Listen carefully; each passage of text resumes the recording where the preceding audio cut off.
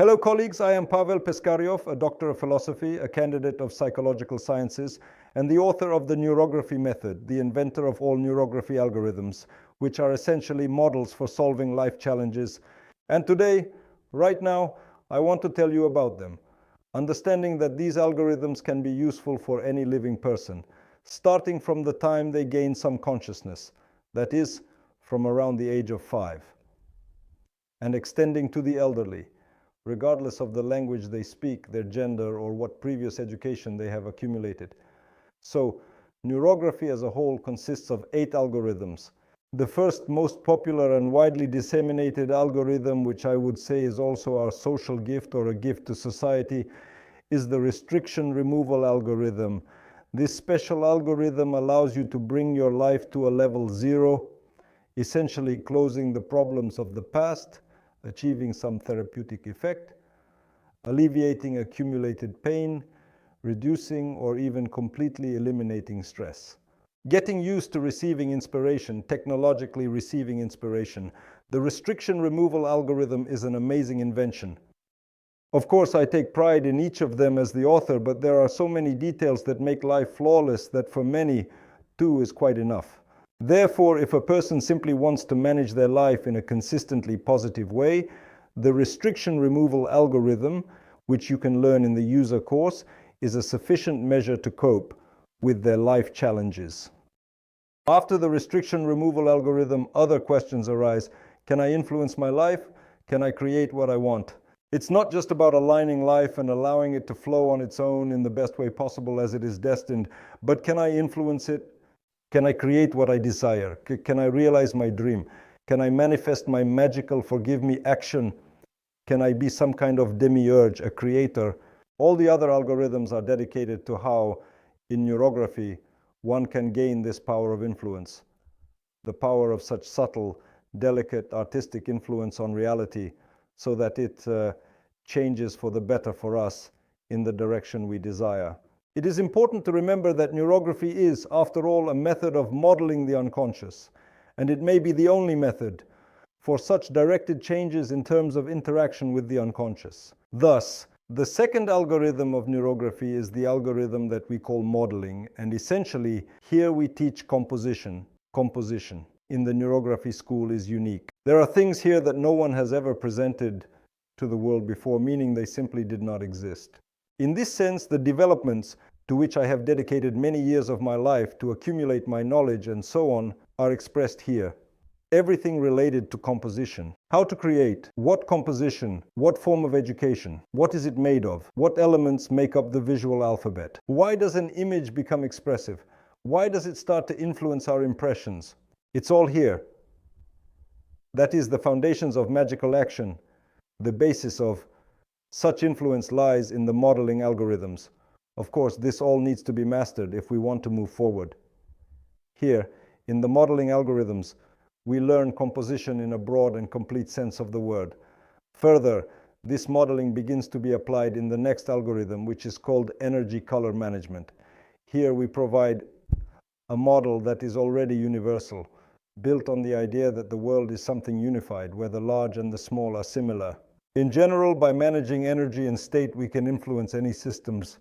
Whether this system is called the state of my body, the state of my family, or the state of my business, my office, I begin to influence communication and the interaction of elements. And of course, we teach about elements, the qualities of elements, the interaction of elements, and the relationships of colors. Therefore, modeling is the interaction of forms, while managing the energy of color is the interaction of colors. And so we enter some kind of graphic volume, and this graphic volume is supported by an algorithm called neuro-sketching. What is neuro-sketching? Neuro-sketching is a large set of drawing techniques. It should be understood that neurography, by definition as a graph, is still a practice of art, a practice of graphics. In this sense, being able to draw means accumulating your own set of experiences, searching for your stroke and finding your own handwriting. This is what the technical algorithm of neuro-sketching is dedicated to, which is quite filled with a large set of technical techniques. In addition, in our neuro-sketching sessions, we teach how to bring an image to life using a neurographic line. We have a term for this, which is called neurographing. If you take an image of a portrait and begin to work on it very delicately, subtly, and technically correctly, whether it is your own or someone else's portrait, you establish a relationship with the subject who lies in that portrait. Similarly, one can establish relationships with a brand just as one can establish relationships with a geographical space, a city, or a place. In this sense, we create certain practices of attention and certain practices of influence embedded in this algorithm. These are basic things that include creativity within us. And the next algorithm that we usually suggest in this sequence for mastery is the neuro-mandala algorithm. It is well known that the mandala is a sacred image, an image of a circle, and it seems that there can be nothing new about it, as the mandala is more or less canonized. However, we have managed to create several original approaches, and from this we have developed the intention to share this because there is a lot of authorship here, a lot that is unique and original which you won't find anywhere else. These are compositions of mandalas. This is a way to present the mandala as a movement of energy rather than just an interaction of forms. That is, a neuro-mandala is an introduction to the mandala as a whole, as well as an introduction to the principles of harmony, the principles of the whole, and the principles of the interaction of parts of the universe. Excuse me, but each of us has our own universe, so when I refer to my inhabitants, the people from my family, the people from my office, they are part of my mandala. In this sense, to represent the world symbolically as a whole in the unity and interaction of these worlds is precisely what the neuro-mandala algorithm is dedicated to. Next come more practical, and even more grounded algorithms. And as we gradually develop the technique of feeling and states associated with neurographic processes, we arrive at the algorithm called the structure of communication. Communication is everything for us. Existence unfolds in activity and in communication. Communication with oneself, with parts of oneself, communication with the client, communication with someone who is not yet there. In this sense, there are many interesting live examples. For instance, a lady wants to find a partner. It's a very popular request. But the partner is not found. Why is the partner not found? Because there is no space in this lady's consciousness for him, because he is simply not there. And as long as the lady does not have this partner in her consciousness, he cannot appear. Despite the fact that there are many wonderful gentlemen around, the same goes for relationships with another person. We are capable of objectifying abstract information about communication, and depending on how we construct the relationships between objects, that is, figures on the page, we form an understanding of how and what happens in the real world. In the end, the world simply reflects our intention. We always receive only what we already have within us. Therefore, building communication, whether it be partner, family, business, personal or internal, is all part of the neurography algorithms of communication and the structure of communication. The next algorithm is even more about business. In this sense, the goal is to achieve results. Absolutely amazing things, because in the end, the goal and the result are different forms. They have different forms of objects and they create different impressions in us.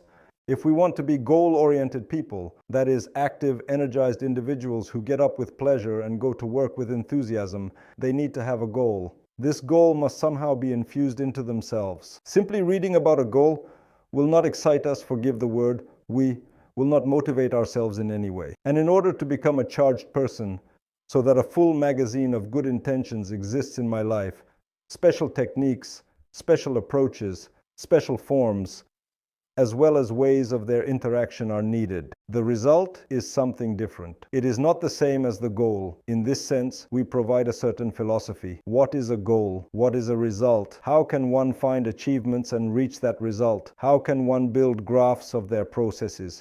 That is, these are already very practical technologies that are generally needed by everyone in life, because there are goals for younger school children, there are goals for senior managers, and there are goals for everyone. Not everyone always has results. Moreover, the goal does not always exist in a density, form, or volume that makes it a motivating goal. And the last concluding algorithm of the entire neurography process is, in my opinion, an astonishingly amazing algorithm. I love it very much because it is also mystical, as it allows one to manage reality in terms of when things should happen. In other words, it is a new word in time management. These are completely unique technologies that you will not encounter anywhere else. They are only possible in neurography practice, specifically along its line, the line of neurography. These are algorithms of the timeline where we work with vertical time and horizontal time, giving us the opportunity to place all accumulated experiences into the process called my life, how to increase the duration of my life, how to prioritize in my life, how to place different goals in your life, how to represent life on a plane, and to launch this plane into a mode of self-realization. This is what the timeline algorithm is about. I really love it. What is interesting for us is that each algorithm is, in general, self-sufficient. You can start your acquaintance with neurography from any algorithm, diving into the technique, of course, if you have first completed the user course, where you receive all the basics. The instructor course fundamentally consists of these algorithms, and in this sense, if you are interested in teaching neurography to others, you need to attend the instructor course and master all these algorithms in direct sequence. But no matter what time of year you learn about neurography, you can connect to our education and accumulate this education, regardless of which algorithm is currently relevant in the school. And then, when the time comes to train as an instructor, you will be able to deduct the cost spent on mastering this algorithm from the total cost of the neurography instructor course. What else can be said about neurography practices? In addition to algorithms, there are techniques. Techniques are a set of specific methods. Currently, I have developed about 80 to 100 techniques on my own, and all our instructors are people who ultimately develop their own techniques as well. There are numerous techniques, and they are more aligned with the status of a specialist, representing unique and remarkable targeted work. In this sense, algorithms are broad topics, while techniques are what fill the algorithms. Therefore, education in neurography is extensive and complex. It continuously enhances drawing skills and educational potential. Along the way, you become an expert in psychology, sociology, communication, and management. Our task is to educate specialists, instructors, and simply people who are broadly educated enough to be interesting to others. It is also very important that you learn from individuals who have the status of an official neurography instructor, as all official instructors have the right to teach these algorithms. Moreover, our knowledge is constantly being updated with fresh material. We hold conferences and exchange information. Therefore, when you decide to study neurography, do not hesitate to inquire about who your instructor is. Whether you are learning in school directly from the author, that is from me, or you are learning from other instructors, write to the school, ask who this person is, whether he can be trusted, and what the quality of this instructor is. Or maybe this is not an instructor, but an imposter, because there turned out to be several such people in our society. And in this sense, to ensure the quality of one's education, personal growth, and quality of life, filling it with amazing events. It is amazing in the sense that by illustrating events, it launches into a certain reality and happens on its own, and a miracle occurs and there is magic. This is a good, useful, amazing technology, methodology, knowledge. Embrace it. Let's live well together.